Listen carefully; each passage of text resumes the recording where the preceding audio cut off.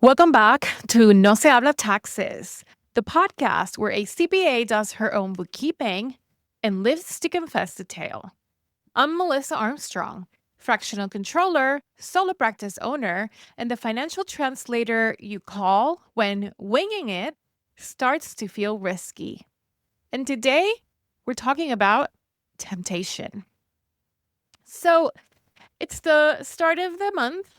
I am doing my usual, logging into QuickBooks, reviewing my bills, checking in on cash flow, and I see it. A couple of new client payments just hit my account. Hey, growth.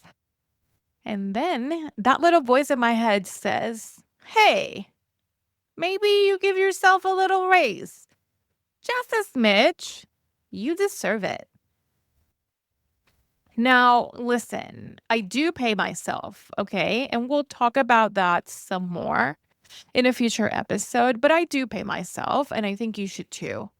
I am a single member LLC, so when I take money out of the business, it's called an owner's draw, not a salary. I'm not on payroll.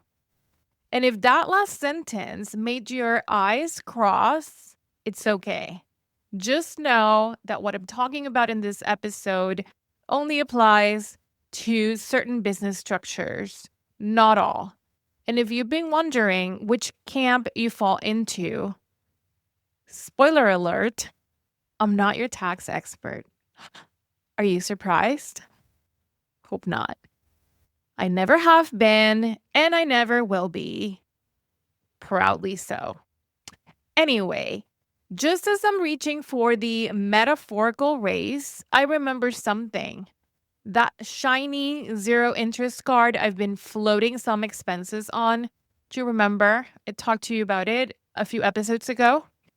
Well, the intro offer is about to expire, which means if there's still a balance, not only will I owe interest, it will be retroactive. All the way back to day one. Not cute. Plus, I haven't set aside my tax stash yet. As a self-employed human, I was advised to save around 25% of my net income to cover that delightful cocktail of federal, state, and self-employment tax that'll come knocking in April. And don't even get me started on the emergency fund. One of my long-term goals is to have between 30 and 60 days of operating cash on hand. You know, for slow months, surprise expenses, or when Mercury goes retrograde and 3 prospects ghost me at once. So here's the deal. It's really easy to celebrate new income by spending it. We've all done it. But real sustainability comes from playing the long game. Where have I heard that before? Before you give yourself a raise or a bonus, ask yourself, do I have debt about to get more expensive?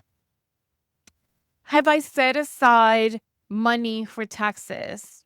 And do I have enough cash to survive a quiet month? This is not about depriving yourself. It is about protecting your business, the one you decided to create, the one you should be nurturing. And it starts with visibility. If you're doing your own bookkeeping, even just reconciling and glancing at a P&L every now and then, you're already ahead of the game. So yes, I had a moment. I almost paid myself a little extra, but instead, I paid off a chunk of the credit card, moved some cash to my tax savings account, and promised future Melissa she'd get her bonus next quarter, if the numbers make sense. And that, my friends, is financial adulting. Glamorous? No. Does it suck? Yes. Satisfying? Weirdly, also yes. So, if this episode made you think twice about your own payday logic, make sure you are subscribed to No Se Habla Taxes. And if you're navigating these decisions solo, I've got more confessions and bookkeeping real talk coming your way. Until next time, save for taxes, watch your credit card clocks, and pay yourself like a boss, not a reckless intern.